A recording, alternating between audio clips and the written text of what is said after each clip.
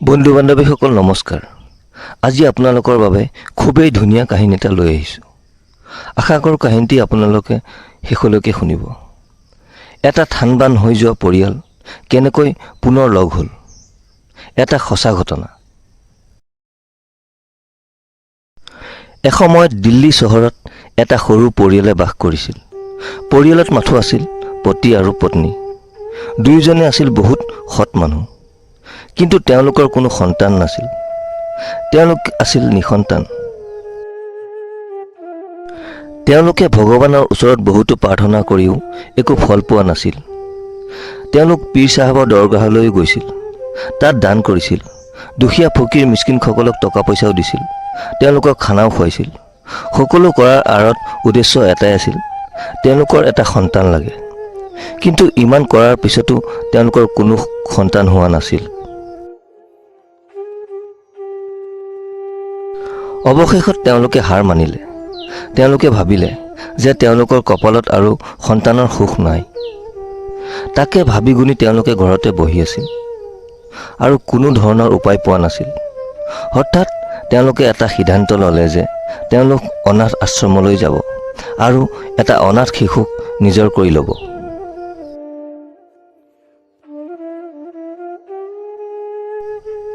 সেইমতে এদিন তেওঁলোকে দিন-বাৰ ঠিক কৰি অনাথ আশ্ৰমলৈ গ'ল আৰু তাৰে শিশুবোৰৰ মাজৰ পৰা এটি ল'ৰা সন্তান তেওঁলোকে তেওঁলোকৰ লগত লৈ আহিল। আৰু সেইদিনা তেওঁলোকৰ সুখৰ সীমা নাছিল। দুয়ো বহুত সুখী হৈছিল, যেন তেওঁলোকে জীয়াই থকাৰ এটা কাৰণ বিচাৰি পালে। শূন্য হৈ থকা ঘৰখনে পূৰ্ণতা পালে। মাক দেউতাকৰ মৰমত সন্তানটি ডাঙৰ হ'বলৈ ধৰিলে আৰু তাক এখন ভাল স্কুলত নাম লগাই দিলে। সন্তানৰ সুখতে মাক দেউতাকো সুখী হ'বলৈ ধৰিলে। সন্তানৰ যিকোনো ইচ্ছা পূৰণ কৰাটোৱে তেওঁলোকৰ কৰ্তব্য বুলি ভাবিলে।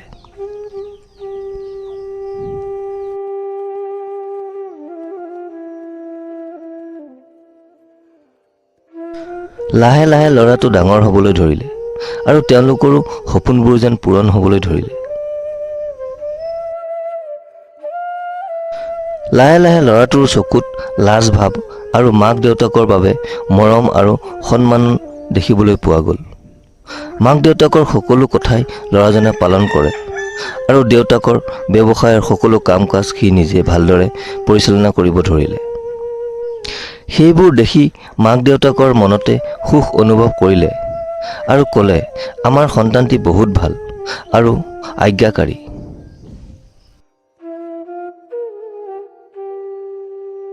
আমাৰ ভাগ্য বহুত ভাল, সেয়েহে আমি এনেকুৱা সন্তান পাইছোঁ।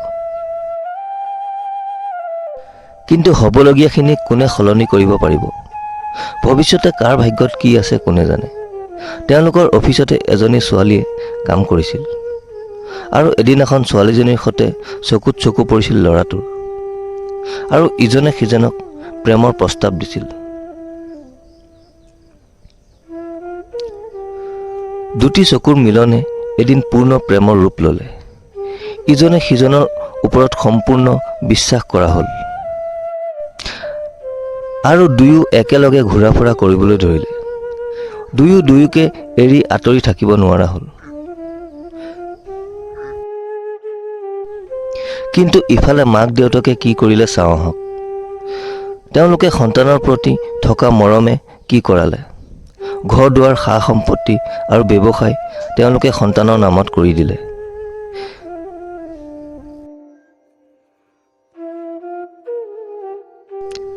ইফালে সন্তানে নিজৰ প্ৰেয়সীৰ সৈতে কোৰ্ট মেৰেজ কৰি প্ৰেয়সীক নিজৰ পত্নী কৰিলে।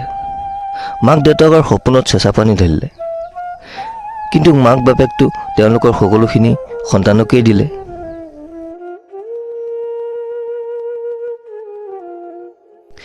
ইফালে মাক দেউতাকে আলোচনা কৰিছে যে ল'ৰাৰ বাবে এজনী ছোৱালী চাব লাগে, এজনী সুন্দৰী ছোৱালীক বোৱাৰী কৰি ঘৰলৈ আনিব লাগে। সিহঁতৰ এখন সুখৰ সংসাৰ হ'ব আৰু আমিও সুখেৰে থাকিম। এইবুলি তেওঁলোকে আজিয়ে এজনী ছোৱালী চাই বিয়া ঠিক কৰাৰ কথা ভাবিলে।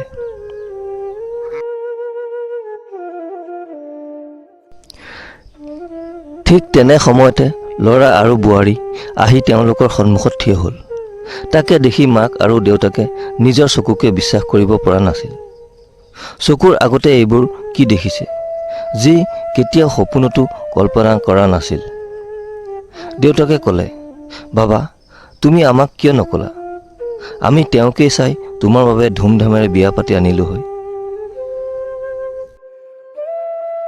ইমানকণ বিশ্বাস কিয় নকৰিলা তুমি? আমাক এবাৰ জনোৱাৰ প্ৰয়োজন বোধ কিয় নকৰিলা তুমি?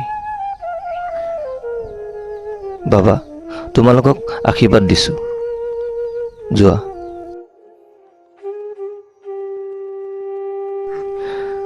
তেওঁলোকৰ বিয়াৰ মাত্ৰ 6 মাহমান হৈছেহে। তেতিয়াই বোৱাৰীয়েকৰ অংগী ভংগী সলনি হ'বলৈ ধৰিলে। ঘৰত কাম কৰা মানুহগৰাকীক কামৰ পৰা উলিয়াই দিলে আৰু সেই কামবোৰ কৰিবলৈ শহুৰেকক বাধ্য কৰালে।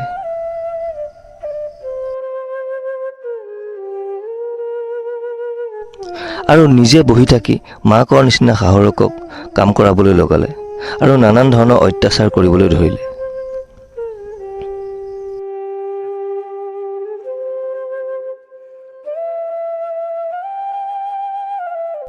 আৰু তেওঁলোকে সকলোৰে আগতে মদ খোৱা আৰম্ভ কৰিলে। নিৰ্লজ্জভাৱে এইবোৰ কৰি গ'ল। দিনটো পাৰ হ'ল। ৰাতি দুয়ো পতি পত্নীয়ে মদৰ নিচাত মাতাল হ'ল। কিন্তু মাক দেউতাকে যে ভোকত আছে, সিহঁতৰ একো ভ্ৰক্ষেপেই নাই। তাৰ পিছতো বোৱাৰীয়েকে পুতেকক যি এষাৰ কথা ক'লে, সেইষাৰ কথা শুনিম বুলি মাক দেউতাকে কেতিয়াও সপোনতো ভবা নাছিল। মদৰ নিচাত দুয়ো পতি পত্নী মাতাল। তেতিয়া সেই সুযোগতে বোৱাৰীয়েকে পুতেকক ক'লে যে মা আৰু দেউতাক ঘৰৰ পৰা উলিয়াই দিয়া। তেওঁলোকক ঘৰত একো কাম নাই, তেওঁলোকক আশ্ৰমত থৈ আহাগৈ। তেওঁলোক ঘৰত থকাটো মই নিবিচাৰোঁ। তুমি যদি মোক ভাল পোৱা তেনেহ'লে এই কামটো কৰা। ল'ৰাটোৱেও পত্নীৰ প্ৰেমত তাকেই কৰিম বুলি কথা দিলে। কিন্তু মাকে সিহঁতৰ কথাবোৰ শুনি আছিল আৰু নিজকে চম্ভালিব পৰা নাছিল। তেওঁ মাত্ৰ কান্দিছিল আৰু কান্দিছিল। আৰু আহি তেওঁ ল'ৰাৰ দেউতাকক সকলোবোৰ কৈছিল। দুয়ো কান্দিছিল, মাথো তাৰ বাহিৰে তেওঁলোকৰ একো উপায় নাছিল। কাৰণ সকলোবোৰ ধন সম্পত্তি তেওঁলোকে সিহঁতৰ নামত কৰি দিছিল। আৰু লগে লগে তেওঁলোকেও সিদ্ধান্ত লৈছিল যে সিহঁতে উলিয়াই দিয়াৰ আগতে তেওঁলোক নিজেই ঘৰৰ পৰা ওলাই যাব। এইবোৰ শুনাৰ আগতে তেওঁলোক মৰি নগ'ল কিয়? সকলোবোৰ সপোন ভাঙি ছিঙি গ'ল। যাক আপোন কৰি লৈছিল সিও আজি তেওঁলোকৰ নহ'ল। দুয়ো নিজৰ ভাগ্যকে দিহাই কান্দিলে। আধা ৰাতি দুয়োকে সাবটি মাথো কান্দিলে আৰু ক'লে, ভাগ্যত যি আছে তাকে হ'ব। আমি এতিয়াই ঘৰৰ পৰা ওলাই যাম। কান্দি কান্দি তেওঁলোক ঘৰৰ পৰা ওলাই গ'ল।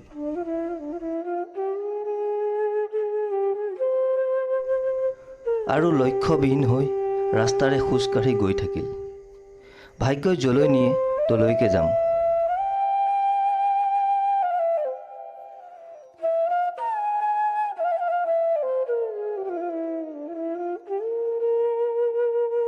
ইফালে পু বোৱাৰী যেতিয়া ৰাতিপুৱা শুই উঠে তেতিয়া মাক দেউতাক ঘৰত নাছিল। পুতেকে ইফালে সিফালে চাই মাক দেউতাকক নেদেখি অলপ আচৰিত হ'ল। কিন্তু বোৱাৰীয়েকৰ অলপো চিন্তা নহ'ল।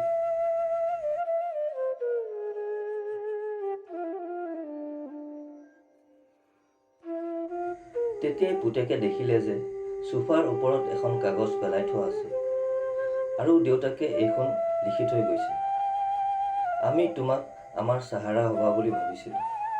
তোমাক আমাৰ কলিজাৰ টুকুৰা বুলি ভাবিছিলোঁ। আমি ঘৰ এৰি গুচি আহিলোঁ। নিজৰ ভুলৰ শাস্তি আমি নিজেই পাইছোঁ।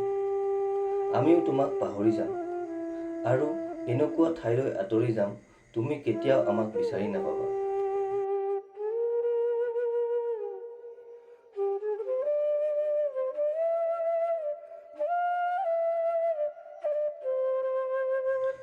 আগলৈ তেওঁলোকৰ ভাগ্যৰ খেলা চাওঁ। এজনী ছোৱালীৰ সৈতে কেনেকৈ তেওঁলোকে মুখামুখি হ'ল। খোজ কাঢ়ি কাঢ়ি তেওঁলোক ভাগৰি পৰিল আৰু ৰাস্তাৰ কাষতে থকা এখন বেঞ্চত বহি পৰিল। মনে মনে দুয়ো চকু পানী টুকি আছিল। হৃদয়ৰ বেদনাবোৰ ইজনে সিজনৰ পৰা লুকুৱাবলৈ চেষ্টা কৰিছিল। ঠিক তেনে সময়তে এখন সৰু গাড়ী আহি তেওঁলোকৰ সন্মুখত ৰলহি।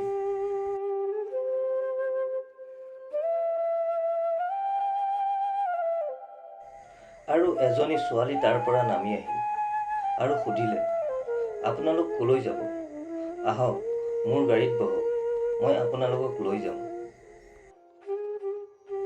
তেওঁলোকে উত্তৰ দিলে, আমাৰ কোনো ঠিকনা নাই, আমি কলৈ যাম আমি নিজেই নাজানো, তোমাকনো কেনেকৈ কওঁ? ছোৱালীজনী গাড়ীৰ পৰা নামি আহি তেওঁলোকৰ কাষ পালে আৰু তেওঁলোকৰ সকলো ঘটি যোৱা ঘটনাবোৰ শুনিলে। তেতিয়া ছোৱালীজনীয়ে ক'লে, মা দেউতা, আপোনালোক মোৰ লগত মোৰ ঘৰলৈ ব'লক। মই মোৰ ঘৰত অকলেই থাকোঁ, কাৰণ মই এগৰাকী অনাথ।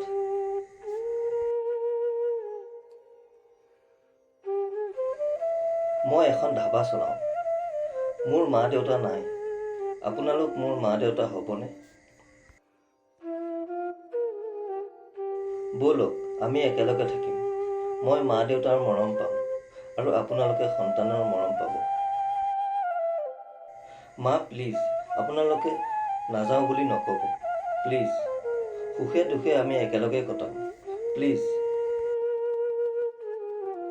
তেওঁলোকেও ছোৱালীজনীৰ কথা এৰাব নোৱাৰি ছোৱালীজনীৰ লগতে যাবলৈ ওলাল আৰু গাড়ীত বহিল।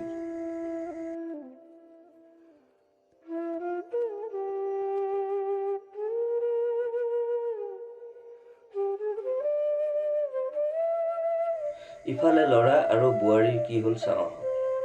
তেওঁলোকৰ ঘৰখন যেন মদৰ এখন দোকানহে বনাই পেলালে। মদ খোৱাৰ আড্ডা বনালে। লগৰ বন্ধুবৰ্গও আহিলে আৰু সকলোৱে মিলি মদ খোৱা আৰম্ভ কৰিলে। ইজনৰ পত্নী সিজনৰ লগত, সিজনৰ পত্নী ইজনৰ লগত, মানে এটা ভাবিব নোৱাৰা পৰিৱেশৰ সৃষ্টি কৰিলে। তেওঁলোকৰ ভৱিষ্যত কোন দিশে গতি কৰিছে সিহঁতে নিজেই গম পোৱা নাই। তেওঁলোকৰ দৰে সন্তান হোৱাতকৈ নিসন্তান হোৱাই ভাল। লাহে লাহে বোৱাৰীয়েকৰো স্বভাৱ চৰিত্ৰ আৰু বেয়া হ'বলৈ ধৰিলে।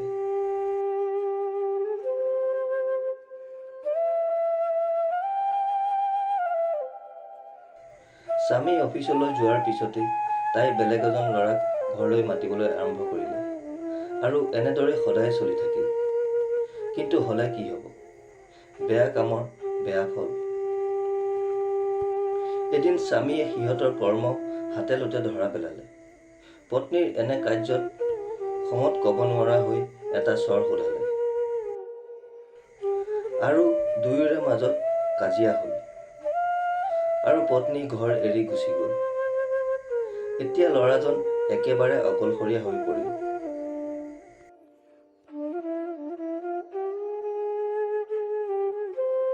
সকলোৱে তাক এতিয়া এৰি গুচি গ'ল। সি নিজৰ কৰ্মৰ ফল ভুগিছে আৰু মাক দেউতাকলৈ মনত পৰিছে, তেওঁলোকৰ মৰমবোৰলৈ মনত পৰিছে।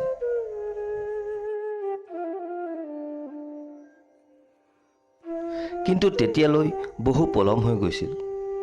কেইদিনমানৰ ভিতৰতেই তাৰ অৱস্থা বেয়াৰ ফালে ঢাল খাবলৈ ধৰিলে। চিন্তা কৰি কৰি চকু গাঁতৰ ভিতৰত সোমাল।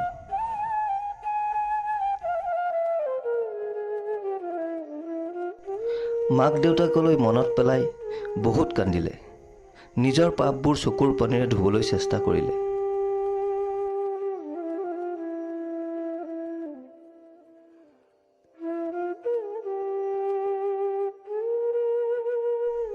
নিজৰ পাপবোৰৰ পৰাচিত কৰিবলৈ সি আজমিৰ গৈ পালে আৰু পীৰৰ দৰগাহত সি প্ৰাৰ্থনা কৰিলে, হে পীৰ বাবা, মোৰ মা দেউতাক মিলাই দিয়া, মই তেওঁলোকৰ চৰণ চুই ক্ষমা বিচাৰিম আৰু কেতিয়াও তেনে ভুল নকৰোঁ। এই বুলি সি বহুত কান্দিলে।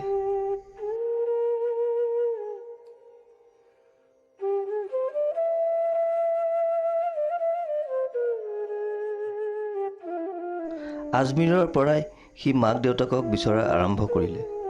তেওঁলোকৰ চৰণ চুব বিচাৰিলে।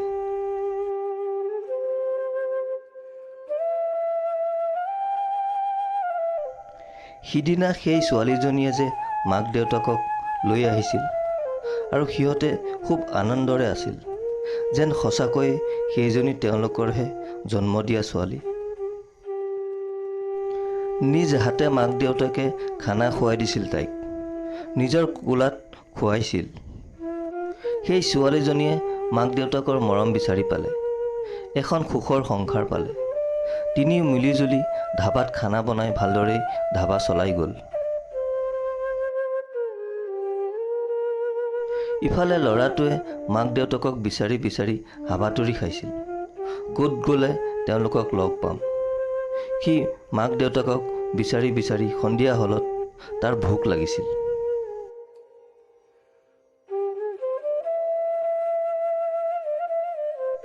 আৰু সেই মাক দেউতাক থকা ধাবাখনতে তাৰ গাড়ীখন ৰখালে। তেতিয়ালৈ তাৰ অৱস্থা বহুত বেয়া হৈ গৈছিল। মুখমণ্ডল একেবাৰে শুকাই গৈছিল। সি ধাবাখনৰে এখন চকীত বহি পৰিছিল। কিন্তু সি নাজানে যে তাৰ মাক আৰু দেউতাক যে সেই ধাবাখনৰে ৰান্ধনীঘৰতে আছে। ঠিক তেনে সময়তে মাকৰ চকু ল'ৰাটোৰ ওপৰত পৰিছিল আৰু মাকৰ তাৰ প্ৰতি মৰম উপজিছিল। এটা সঁচা কথা, মাকে সন্তানক মাথো মৰমহে কৰিব জানে। মাকে জানিছিল যে তেওঁৰ ল'ৰাই কি কি খাই ভাল পায়, কি কি পচন্দ কৰে। সেয়েহে তেওঁ নিজ হাতে ল'ৰাটোৰ বাবে খানাৰ প্লেটখন সজাই দিলে।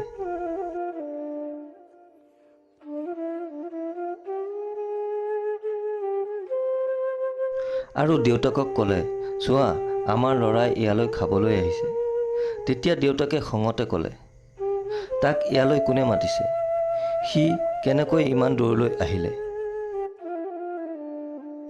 মাকে খানাৰ প্লেটখন সজাই জীয়েকক ক'লে, এইখন প্লেট লৈ যোৱা আৰু সেই ল'ৰাজনক দি আহাগৈ। আৰু কিবা বিচাৰিলে তাক দি আহিবা। সি তোমাৰ দাদাৰ নিচিনা, তাক তুমি মৰমেৰে খাবলৈ দিয়াগৈ। আৰু মাকে কান্দি উঠিছিল। কিন্তু ছোৱালীজনীয়ে একোৱেই বুজি পোৱা নাছিল এইবোৰ কি হৈ আছে। খানাৰ প্লেটখন ছোৱালীজনীয়ে টেবুলত থৈ দিলে আৰু মৰমেৰে ক'লে, খোৱা দাদা। ল'ৰাজনে যেতিয়াই অকণমান খাদ্য মুখলৈ নিলে তেতিয়া সি আচৰিত হ'ল। খাদ্যখিনিৰ সোৱাদটো কিছু চিনাকি চিনাকি যেন লাগিল। এই খানা কোনে বনাইছে ভনী? মোক তোমালোকৰ ৰান্ধনীঘৰলৈ লৈ যোৱা।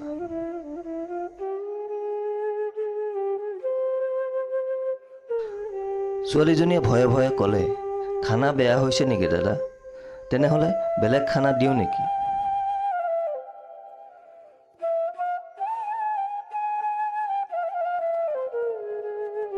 এই বুলি কৈ তাই পুনৰ ৰান্ধনীঘৰলৈ বুলি গুচি গ'ল।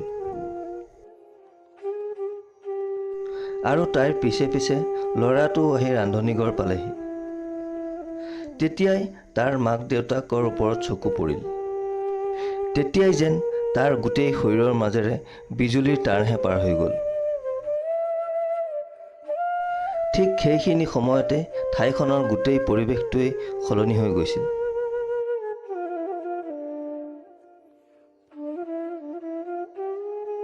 কোনেও কাৰো ফালে চাব নোৱাৰা হ'ল, কাকো একো ক'ব নোৱাৰা হ'ল।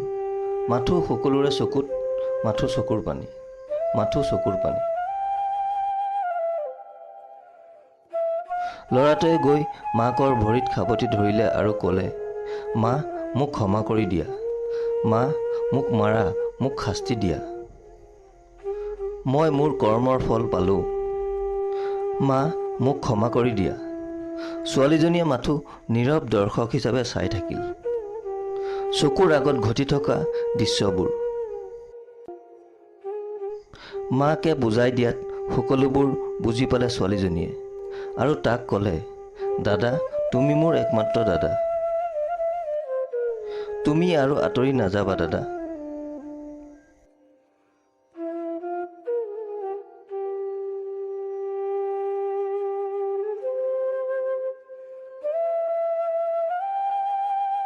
পীৰ বাবাৰ আশীৰ্বাদত সকলো এক হৈ গ'ল আৰু ঘৰলৈ উভতি আহিলে তেওঁলোকৰ ঘৰ এৰি যোৱা বোৱাৰীজনীও আকৌ ঘৰলৈ উভতি আহিলে, নিজৰ ভুলবোৰ স্বীকাৰ কৰিলে আৰু মাক দেউতাকক ক্ষমা বিচাৰিলে। মাক দেউতাকেও অন্তৰৰ পৰা ক্ষমা কৰি দিলে আৰু এখন নতুন ঘৰৰ নতুন আৰম্ভণি হ'ল। বন্ধুসকল, কাহিনীটো কেনে পালে কমেণ্ট কৰি নিশ্চয় জনাব। যদি ভাল পালে তেনেহ'লে ভিডিঅ'টোত এটি লাইক কৰি দিবলৈ নাপাহৰিব আৰু চেনেলটো যদি প্ৰথম ভিজিট কৰিছে তেনেহ'লে চেনেলটো ছাবস্ক্ৰাইব কৰি বেল আইকনটো প্ৰেছ কৰি থ'ব নিতৌ এনেধৰণৰ কাহিনী পাই থাকিবলৈ। আজিলৈ আহোঁ, ধন্যবাদ, জয় অসম।